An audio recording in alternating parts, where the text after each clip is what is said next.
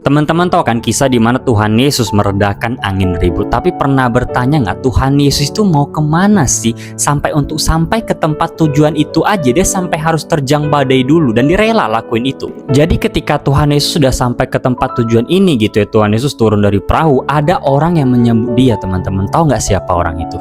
Orang itu adalah orang gila yang kerasukan setan. Jadi sampai tertulis kalau orang gila ini gak ada satupun yang bisa ngikat dia gitu. Bahkan udah sampai dirantai pun gak bisa, karena dia bisa lepasin dirinya. Siang malam gitu dia berkeliaran, dia teriak-teriak, dia mukul dirinya pakai batu. Jadi kayak orang gila beneran gitu.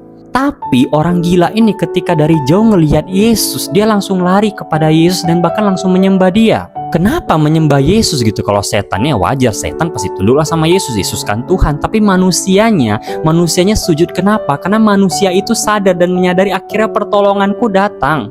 Akhirnya pertolonganku yang selama ini aku teriak-teriak mukulin diriku pakai batu, akhirnya pertolongan itu datang juga. Jadi pas awal aku baca kisah ini ditulis orang gila ini berteriak-teriak gitu. Jadi aku mikir namanya orang gila kalau teriak-teriak pasti teriaknya nggak jelas kan. Tapi ternyata kata berteriak ini kalau kita baca versi bahasa Inggrisnya, versi NIV ditulis cry out.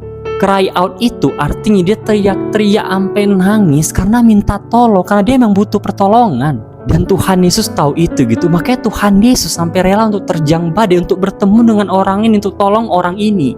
Menyadarkan aku akan satu hal teman-teman, yaitu di mata Tuhan semua jiwa itu berharga. Dan bahkan teman-teman, kalaupun seandainya di dunia ini gak ada satupun orang yang berdosa dan cuman kamu doang yang berdosa, Tuhan Yesus tetap akan turun dan rela mati untuk mengorbankan nyawanya untuk menyelamatkan kamu.